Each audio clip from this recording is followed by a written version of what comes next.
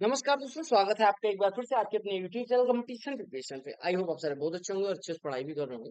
इस वीडियो में हम एसएससी सीएचएसएल 2024 का सेट 15 करने वाले हैं, यानी कि 4 जुलाई थर्ड शिफ्ट करने वाले हैं। ठीक है भाई, रोहित त्रिपाठी लिख दिया है। वंदे मातरम सभी को, वो लास्ट में मैं बोलता ही हूँ। पहले प्रश्न पे आते हैं और आसानी से इसको पढ़ते हैं और उत्तर देने की कोशिश करते हैं। ये लाइन ग्राफ जो है नंबर ऑफ स्कूटर्स दिखाता है जो मैन्युफैक्चर हुए एक्स और जेड द्वारा।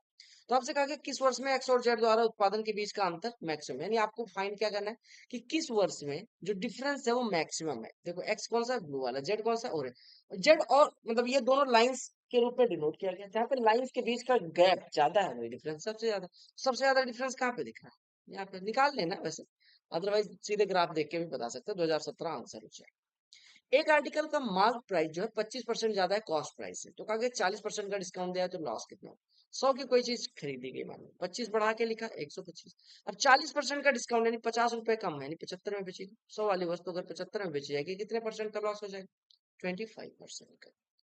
कहा गया प्राइस ऑफ पल्सेस यानी कि दालों की कीमत 45% से बढ़ गई है, तो कहा गया कि by what percent the increased price of pulses should be reduced so that the price of pulses remains unaltered। देखो क्या कहा गया, सबसे पहले समझो, अगर कोई चीज x थी, मान लो let us assume something was 100,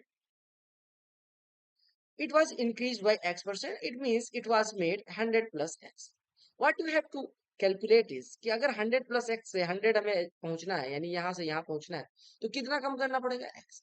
अगर x पूछे कितना परसेंट कम हुआ, तो कितना x, कितना कम हुआ x, कितने पे 100 प्लस एक्स पे, तो परसेंटेज में निकाल लें एक्स बटे 100 प्लस एक्स, और इनटू में परसेंटेज है तो 100 से मल्टीप्लाई कर देंगे, यानी कि कितना परसेंट डिक्रीज, अगर कोई चीज एक्स परसेंट इंक्रीज की गई थी तो कितना परसेंट डिक्रीज करें ताकि हम ओरिजिनल रिजल्ट तक पहुंच जाए।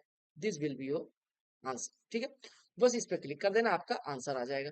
तो क्या क्या कहा गया, पुट कर दो यहाँ पे हमने पुट करना 45, एक्स बराबर 45, क्योंकि कोई चीज 100 से 45% बढ़ाई गई थी, ये एक्स बराबर 45%। तो पुट करोगे तो कितना हो जाएगा, 45 से बटे 100 प्लस 45, 145। 5 से काटेंगे 29, 5 से काटेगा 900, इसको लगभग 30 माने तो 30 से काटेंगे 30 तिया 900, यानी कि 30 30 ही हम 900 हो जाएगा। तो 31 के करीब आपका आंसर हो जाएगा। एक रिटेलर है जो बैच ऑफ गुड्स यानी कि कुछ सामान खरीदता है 5,000 रुपए के, कुछ डिफेक्ट के कारण 5% गुड्स डैमेज हो। लेट्स एज्यूम कि कोई वो 50 सामान खरीदता है, 50 नहीं मान लेते हैं, 100 सामान खरीदता है, 50 का 5% थोड़ा दिक्कत हो जाएगी। 100 सामान 5,000 का खरीदा, यानी 50 का एक पड़ा। ठीक है, अब क्या कहा गया कि रिटेलर को 20% का प्रॉफिट कमाना है रिमेनिंग गुड, 5% तो खराब हो गया, यानी अब बचे कितना, 95। 95 का क्रय मूल्य कितना हो जाएगा, 95 इतना क्रय मूल्य, और इस पे 20% का फायदा कमाना है। 20% मतलब इसके 6/5 में बेचना है, तो आपको बताना है कितना होगा विक्रय मूल्य। हमें ये ध्यान रखना कि रिमेनिंग गुड्स, इस पे हमें फोकस किस पे करना है, रिमेनिंग गुड्स पे 20% का फायदा कमाने के लिए उसे कितने में बेचना पड़ेगा। It means you have to find the price at which the remaining goods must be sold to get a profit of 20% on remaining goods only. यानी कि इस पे केवल 25% को 20% का फायदा चाहिए। तो 5 से काट दो, 10 हो जाएगा, 10 छक्के 60, 60 गुणे 95, 57। 60 गुणे 100, 6,000 में से 60 गुणे 5 घटा देंगे। क्लियर। थीटा एक्यूट एंगल है, हमें नहीं मतलब थीटा एक्यूट एंगल है या नहीं, अभी आपको दिया गया cot theta plus ten theta बराबर 2, तो पहली चीज जो हमारे माइंड में आती है कि थीटा बराबर 45 डिग्री। थीटा बराबर 45, तो टेन थीटा 1, ये भी 1, ये 2, 1 1 2 4, कम हो जाएगा फिर। ठीक है, सम करना है, मतलब सिंपलीफाई करना है। 7 में से 2.5 घटेगा, 7 में से 2 घटता 5, 5 में से हाफ घटेगा 4.5 होगा। 4.5 36 में से घटेगा, तो 36 में से 4 घटता 32, 32 में से हाफ घटेगा 31.5। 31.5 से डिवाइड करना 16.5 में, मतलब 16, 16 1/2, तो ये कितना लिखा है, 33/2। क्लियर लिखा हुआ 33/2। ये कितना लिखा, 63/2, 2/63 से गुणा करो। ठीक है, 2 से 2 कट जाएगा, 3 से 11 होगा, 3 से 21 होगा, यानी ये इतना पूरा लिखा 11/21। What it is written as 11/21। अब 11/21 ये हो गया, 3 से ही 4/7, 3 से ही 4/7 को क्या लिख सकते हैं, 25/7 या 75/21। 75/21 में से 11/21 घटाओगे, 64/21, आपका आंसर हो जाएगा। कुछ दिमाग में आया? बिल्कुल आया। टोटल सरफेस एरिया हेमीस्फीयर, देखो हेमीस्फीयर के लिए टोटल सरफेस एरिया होती है 3 पाई r²। क्यों होती है, लेट अस एज्यूम कि नहीं होती। देखो पहले एक ड्रॉ करते हैं हेमीस्फीयर, एक हेमीस्फीयर, अरे यार ये क्या बना दिया, हेमीस्फीयर है, ठीक है। हेमीस्फीयर का देखो आपको पता है पूरे का सरफेस एरिया कितना होता है, 4 पाई r², तो आधा अगर काटेंगे तो 2 पाई r², उसका आधा हो जाएगा, नहीं 2 पाई r²। और आपको पता है ये वाला सरफेस जो अनुप्रस्थ काट है यानी ये वाला, ये भी तो इसकी त्रिज्या बोले कि ये आर है, तो इसका क्षेत्रफल क्या हो जाएगा, वृत्ताकार दिखेगा यानी पाई आर स्क्वायर, ये भी यानी कि दोनों मिलके 3 पाई आर स्क्वायर, तो 3 पाई आर स्क्वायर आपको निकालो। डायमीटर 28 दिया गया, डायमीटर 28 यानी रेडियस, रेडियस सात, 44 × 14 616, 616 दिया 1648, क्लियर हो गया ना, 616 दिया 1648, वाह मेरे भाई। एक सर्कल का डायमीटर इतना है, इसकी दो क्वार्ट्स 10 सेंटीमीटर लंबाई की हैं, एच डिस्टेंस से सेपरेटेड है, एच की वैल्यू निकालनी। देखो आपको पता है कि दो अगर इक्वल क्वार्ट्स हैं किसी भी वृत्त की, तो केंद्र से बराबर दूरी पे होंगे, दोनों अलग अलग साइड में होंगे। ये आपका वृत्त का केंद्र है, यहाँ से परपेंडिकुलर ड्रॉ करेंगे तो दोनों पे परपेंडिकुलर होंगे। आपको पता है इसकी त्रिज्या, डायमीटर 26 है यानी त्रिज्या 13 होगी। अगर क्वाड की लंबाई 10 है तो अगर हम परपेंडिकुलर ड्रॉ करेंगे तो बाइसेक्ट करेंगे यानी कि 5 हो जाएगा। ये 13 है, ये 5 है, राइट एंगल है, तो ये 12 हो गया। अगर ये 12 है तो ये भी ऐसे सिमिलरली 12 हो जाएगा। अब दोनों मिला के यानी कि यहाँ से लेके यहाँ तक 12 है, यहाँ से यहाँ तक 12, यानी पूरी डिस्टेंस ऐसे दी गई यानी एच बराबर 12 12 24 हो जाएगा। कुछ भी नहीं था ना। क्या दिया गया, क्या कि डीएफ और जीएचआई, देखो सिंपल सी बात है, डीएफ और जीएचआई दो सिमिलर ट्राइंगल्स, डी दिया गया, जीएच दिया गया, जीएचआई का वो दिया गया, तो आपसे कहा गया sum of length of EF and FD of triangle DF. देखिए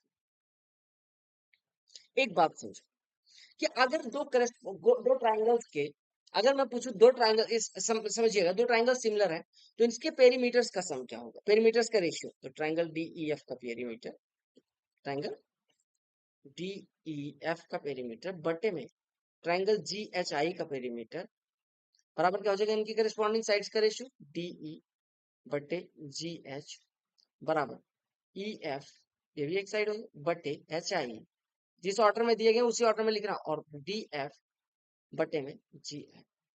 हमें जो जो दिया गया पहले उसकी वैल्यू पुट कर देते। पेरीमीटर इसका कितना हो जाएगा, डी एफ का पेरीमीटर नहीं पता तो हम लिखते हैं peri of triangle D E F बटे में 72, बोलो क्लियर, बराबर डी कितना है मेरे भाई 64 और जीएस कितना है 24, ई एफ बटे एच आई कुछ पता है, नहीं पता, लिख दो फटाफट, ई एफ बटे एच आई, ये बराबर हो जाएगा डी एफ बटे जी आई, डी एफ बटे जी आई भी लिख दो। अब एक बात बताओ, एक चीज और दिया गया, कहा गया कि जी एच आई का पेरीमीटर 72 है, यानी कि इसकी तीनों भुजाओं का sum G H plus H I और प्लस आई जी, इसका सम 72 है, और आपको एक भुजा तो दी गई है जी एच बराबर 24, तो यानी कि एच आई प्लस आई जी कितना हो जाएगा 48, ये भी पता है। ये क्या पता है, जी एच प्लस आई जी बराबर 48 हो जाएगा, क्या हो जाएगा, जी एच प्लस आई जी बराबर 48, ये हमें पता चलेगा। अब हम फटाफट निकालते हैं, पहले तो इसका पेरीमीटर निकाल लेते, 24 × 72, देखो 24 × 72, 24 × 24, 24 × 72, तो डीएफ का पेरीमीटर कितना हो जाएगा 64 × 192, डीएफ का पेरीमीटर हो गया 192। अब डीएफ का पेरीमीटर 192 हो गया तो क्या कह सकते हैं, डीएफ का पेरीमीटर 192 और डी 64 है, तो बाकी क्या हो जाएगा, ईएफ प्लस एफ डी बराबर कितना हो जाएगा, 192 में से 64 128, तो यही तो पूछा गया था, ईएफ और एफ डी का सम 128 में। ठीक है, ये अगर निकालना ना चाहते तो भी ना निकालते, बस आपको ये दोनों लेना था, यहाँ से आपको एक भुजा पता, आपको पता है कि अगर ये करस्पॉन्डिंग साइड्स है तो बस इतना लिखना था, आपको एग्जाम में कितना करना है मैं शॉर्टकट बता दे रहा हूँ कि आपको ये लिखने की जरूरत ही नहीं थी। आपको सीधे क्या लिखना था, आपको लिखना था डीएफ और इसके पेरीमीटर का रेशियो, यहाँ से डीएफ का पेरीमीटर आता है, एक भुजा पता चल गई, एक भुजा पेरीमीटर आ गया 192, एक भुजा 64 है, तो बस बाकी दो भुजाओं का सब निकाल सकते थे। क्योंकि एक सिलेंडर का डायमीटर इतना है, रेडियस 7 हो गया, हाइट 9 है, तो आपको total surface area, what is total surface area, formula of total surface area 2 pi r into h plus r, what you have to put is value of r and h, put कर दो, 2 गुणे 22/7 और गुणे 7 और गुणे 7 9 16, तो ये कितना हो गया 16 दूना 32 गुणे 22 706, सिंपल सी बात दिख रही है। एक 4 कंपनियों द्वारा अलग अलग क्वार्टर में कमाया गया लाभ, देखो कंपनियां कौन सी हैं, M&M, ITC, DCM, TCS, ये अलग अलग कंपनियां, और ये अलग अलग कंपनियां मतलब देखो, ये ब्लू वाला है M&M है, ठीक है, H&M हो सकता है, ठीक है, और ITC दूसरा वाला है ऑरेंज वाला, DCM है ये तीसरा वाला, और TCS है चौथा वाला पीला वाला। How much is the average profit earn by ITC in the year 2020, 2020 में ITC द्वारा, कौन सा 2020, 2020 मतलब चारों क्वार्टर में, देखो ये Q1 दिया गया, Q2 दिया गया, Q3 दिया गया, Q4 दिया गया, ITC यानी कि ऑरेंज वाला, एक जगह ये कमाती है, देखो एक जगह ये कमाती है 14 कितना है, एक जगह ये कमा रही है, इसका पीछे वाला हाँ 1300, देखो यहाँ पे 1300 है, यहाँ पे 1500 है, यहाँ पे 1400 है, यहाँ पे 1100, आईटीसी की बात करी गई तो चारों क्वार्टर का एवरेज लेना है, तो 1300, 1500, 2800, 1400, 4200, 4200 और 1100, 5300, 5300 में 4 से डिवाइड करेंगे, 5300 बटे 4 यानी कि 1325 करोड़। तो एवरेज कितना आ जाएगा? 1325 करोड़। क्लियर हो गया?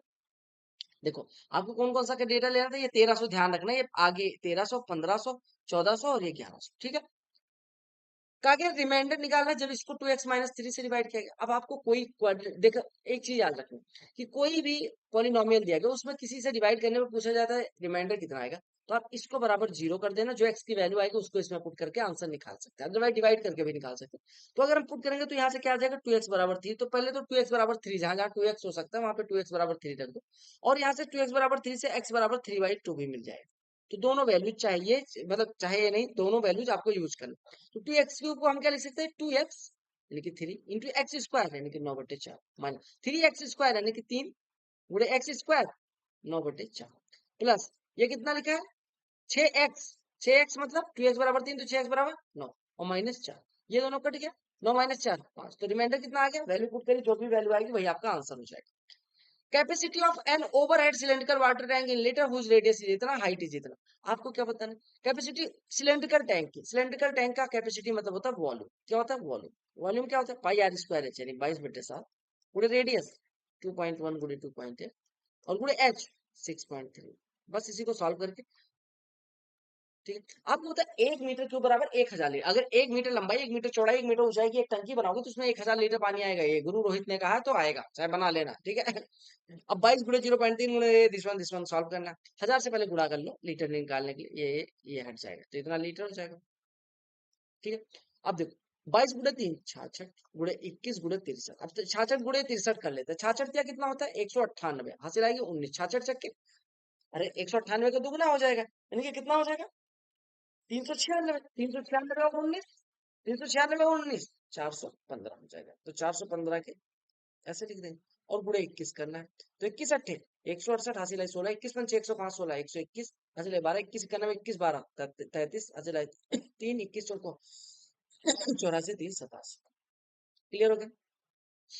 एक कार जो है 85 मिनट में कुछ दूरी ट्रेवल करती है, 36 किलोमीटर की स्पीड से ट्रेवल करती है, तो कहा क्या कितना स्पीड घटाए ताकि 51 मिनट लगे? देखो 36 की स्पीड से जिस दूरी को ट्रेवल करने में 85 मिनट लगते हैं, वो डिस्टेंस कितनी हो जाएगी? डिस्टेंस बराबर हो जाएगी स्पीड इंटू टाइम, 36 गुणे टाइम 85/60, तो 6 से काटा 10, 6 से काट 6 से क्या 12 से काट दो, 12 पंचे 60 और 12 तिया 36, 5 से काटा 17, यानी कि 51 किलोमीटर दूरी। अब 51 किलोमीटर को हमें 51 मिनट में ट्रेवल करना है, यानी कि हमें 1 किलोमीटर पर मिनट चलना चाहिए। तो अगर चाल कितनी होनी चाहिए? 1 किलोमीटर प्रति मिनट चलेंगे यानी 60 किलोमीटर प्रति घंटे चाल होगी। पहले कितनी थी? 36। अभी कितना बढ़ाना पड़ेगा? 60 करना पड़ेगा, सिंपल सी बात। देखो कहा गया कि ये जो टेबल है, following table gives the percentage of marks, यानी कि 7 स्टूडेंट है, आयुष, अमन, सजल, रोहित, मुस्कान, तन्वी दीदी, तरुण, ये 7 लोग हैं। इनका अलग अलग सब्जेक्ट का स्कोर दिया गया परसेंटेज में और टोटल मार्क्स देंगे कि सब्जेक्ट का टोटल मार्क्स कितना कितना परसेंट का। तो क्या how many students secured raw score at least 30 in computer science, यानी कंप्यूटर साइंस में 30 या उससे ज्यादा पाने वाले लोग कितने हैं? अब देखो कंप्यूटर साइंस कहाँ पे? यहाँ। तो वो 40 नंबर का था, 80% यानी 32 इसको मिल गया, 28 इसको तो छोड़ देना, 40 28, यानी कि आपको अगर 40 में 30 से ज्यादा यानी 75 से ऊपर होना चाहिए। 75 से ऊपर कहाँ कहाँ पे? वो देखो मार्क कर दो, 1 2 और 3, 3 लोग ऐसे हैं, आयुष, मुस्कान और तरुण दीदी, तरुण भैया ऐसे हैं 3 लोग जो कितने परसेंट पाते हैं हमें नहीं मतलब कितने परसेंट पाते हैं, बस हमें आंसर मार्क कर देना। एवरेज नंबर और average of a number and it's reciprocal, अगर एवरेज 2 है तो सम कितना हो जाएगा? 4, यानी कि संख्या और इसके व्युत्क्रम 4। तो कहा गया एवरेज ऑफ इट्स क्यूब, यानी कि आपको निकालना ए क्यूब प्लस 1/a क्यूब। अगर ये निकल गया तो इसका एवरेज निकालेंगे, 2 से डिवाइड करें। अगर a प्लस 1/a 4 हो तो a cube plus 1/a cube 52, 52 का आधा 26। ये आंसर आपको याद होना चाहिए। ऐसा प्रश्न नहीं है इतनी बार पूछ लेंगे कि आपको आंसर मार्क होना चाहिए। कुछ लोग कहते हैं प्रीवियस ईयर कहाँ आता है, नहीं आएगा क्योंकि तुम आंख लेके ही नहीं जाते, और आंख लेके भी जाते हो दिमाग नहीं लेके जाते। अगले प्रश्न में क्या कहा गया कि 2 सर्कल है एम और एन त्रिज्या के, मतलब केंद्र के, ठीक है, ये एक दूसरे को जिनकी त्रिज्या दी गई 5 सेंटीमीटर 8 सेंटीमीटर, एक दूसरे को टच करते हैं बाहर से। एक लाइन पी आर इस प्रकार से ड्रॉ की गई कि एम टी एन तीनों पी आर पे है, पी एम के क्लोज है। पी से एक टेंजेंट पी क्यू खींची गई 12 सेंटीमीटर त्रिज्या की, एम सेंटर वाले सर्कल को क्यू पे टच करती है, और आर से एक टेंजेंट खींची गई आर एस जो एन सेंटर वाले सर्कल को एस पर टच करती है, तो आपको पीआर की लंबाई ड्रॉ करनी है। देखो this one is first circle, अरे सर टच करते हैं ना, थोड़ा सा इधर बनाता हूँ, समझो बात को। एक सर्कल ये है, एक सर्कल ये है, ठीक है। तो एक मिनट देखना,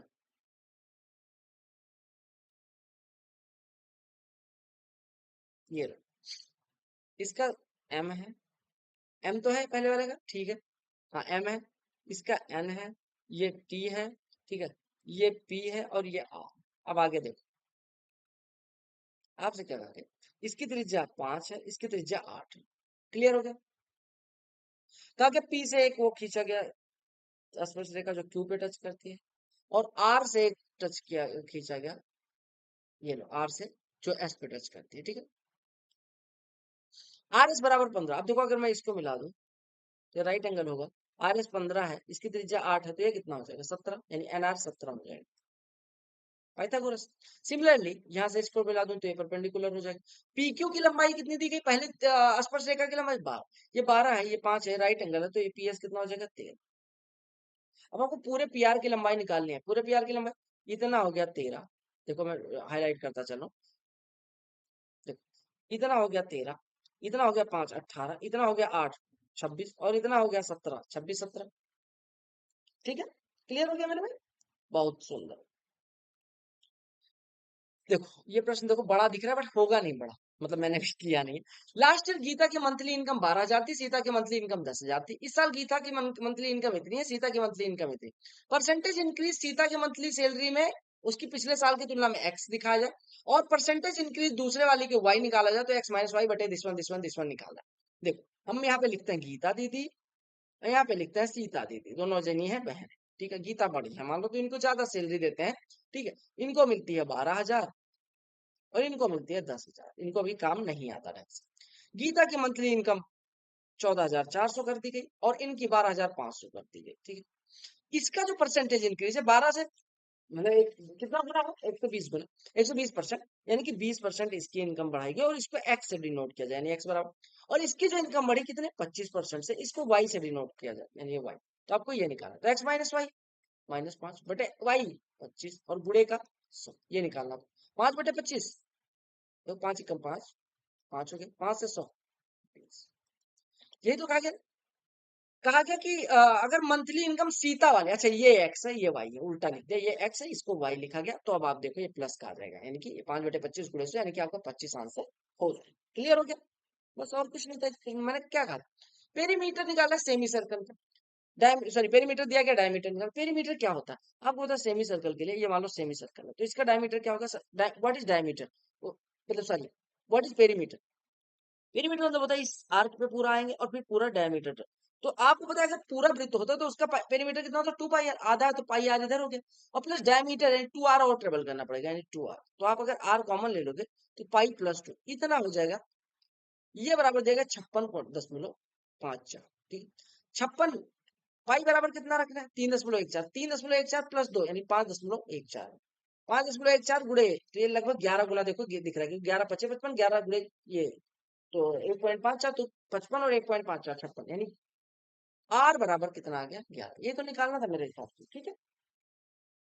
अच्छा डायमीटर निकालना था, देखो यहाँ पे गलत कर दिया हमने, डायमीटर निकालना था 22 होगा। कहा कि फादर की एज जो है डबल एज होगी अपने सन की, the age of father will be double the age of his son 10 years later।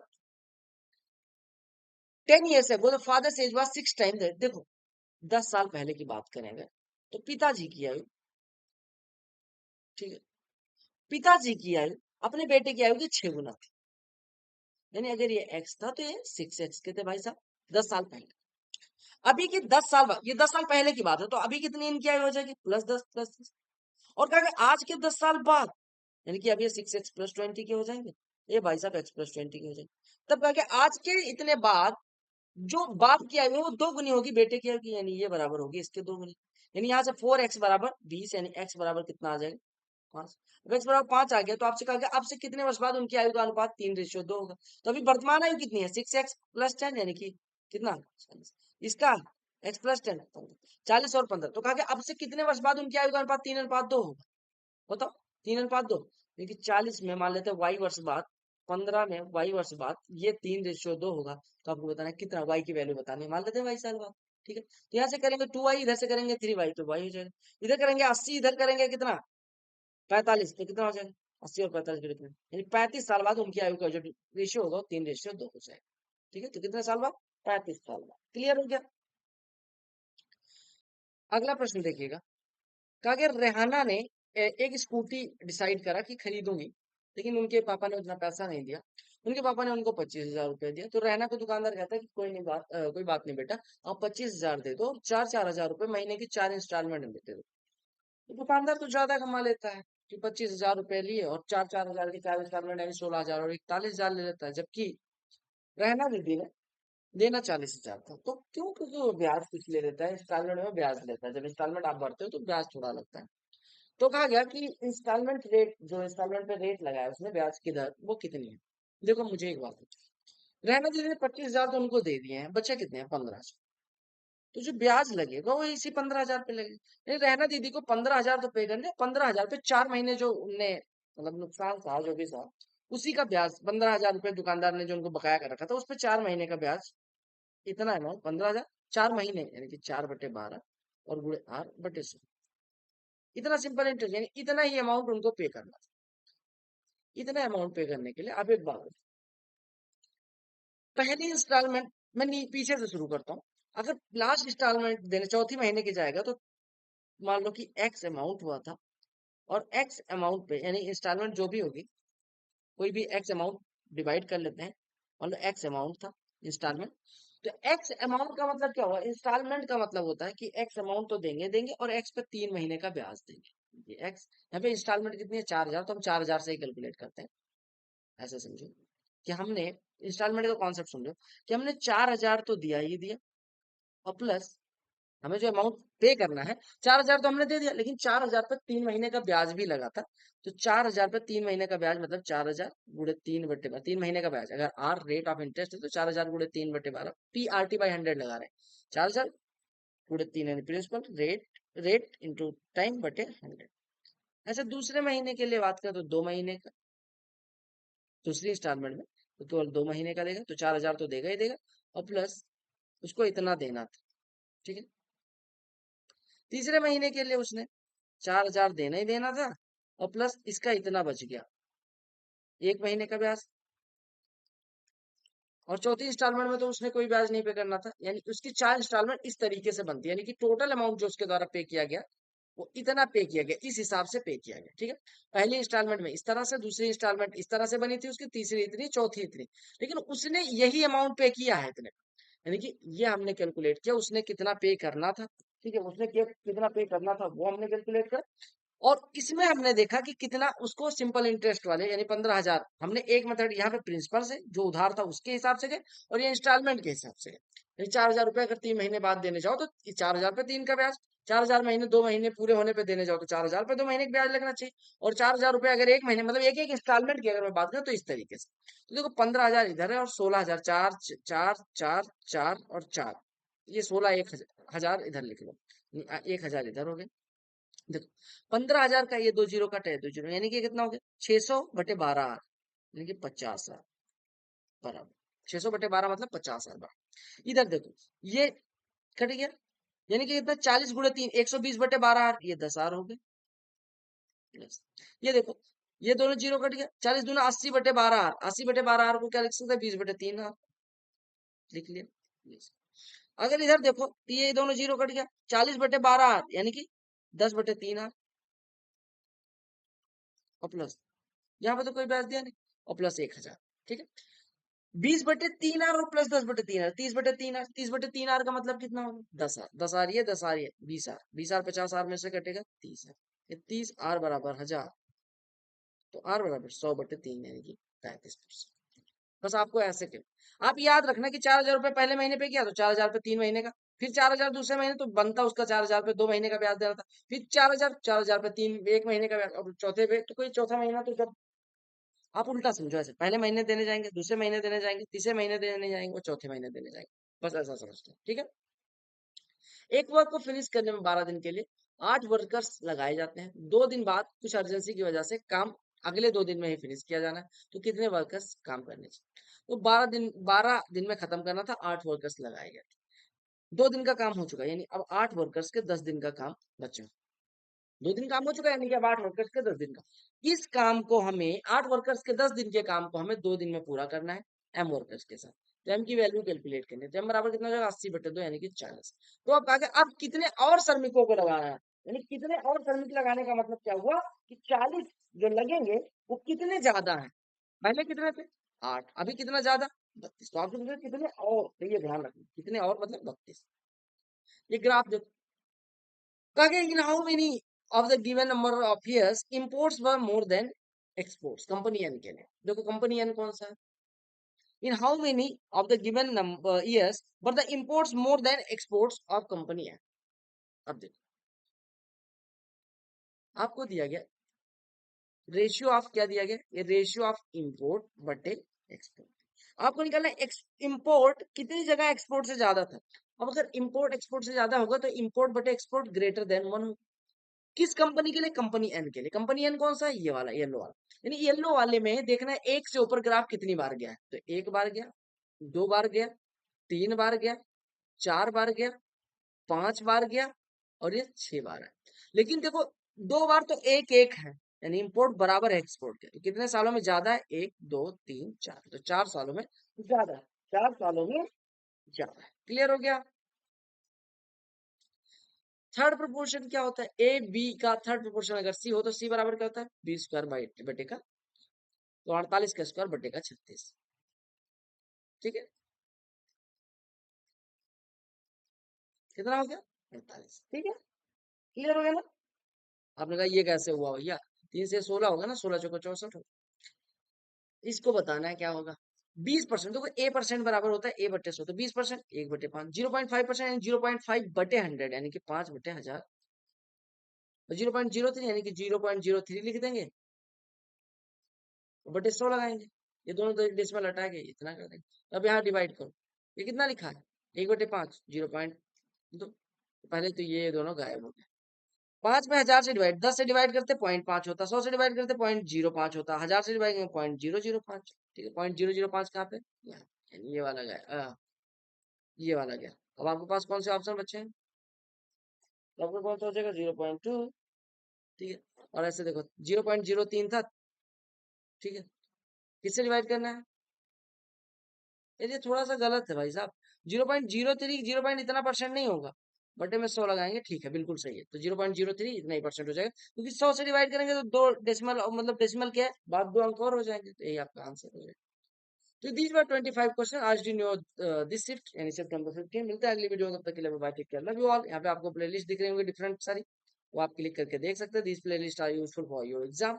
मिलते हैं अगले वीडियो में, तब तक के लिए bye, take care, love you all the very best for all.